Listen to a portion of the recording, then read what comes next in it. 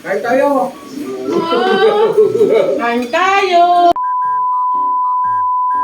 Good day huli sa inyo mga boss. Ngayong araw nga ho, kami ay may salo-salo din ay di arihaw.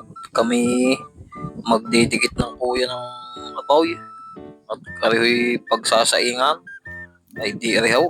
At may apoy na ay di aming kinagatungan at ang atihoy naghuhugas na din ng bigas. Tinyot pag sa bilay, kraki pain inagad. Iyan ho at may dala pang ulo ng bakang kuya. Pakinggan nyo ang inay. Amoy na agad ang anggo ay. Yun nga papasarap sa baka alam nga. Pag walang anggoy di parang baboy la Diyan, sarap na yung baka na. Masarap daw ho ay hindi naman nangangay at ayaw na maanggaw. Hindi ay habang nagluluto nagmamaritisan din ng kaunti habang nag-aantay ayos ang upo doon.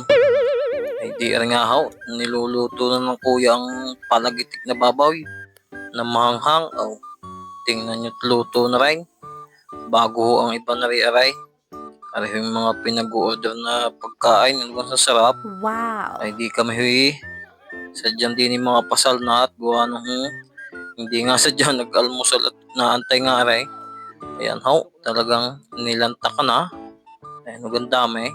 Sadya man hong busog na busog Salamat ho sa aking kapatid na sponsor na rin. Siya ho nakapagpag-graduate ng kanyang panganay na inaanak din. Ay di yan nga ho, talagang sarap pang sarapan. Ay ari ho, kayo'y dumampot na rin din Maraming salamat ho ulit sa inyo.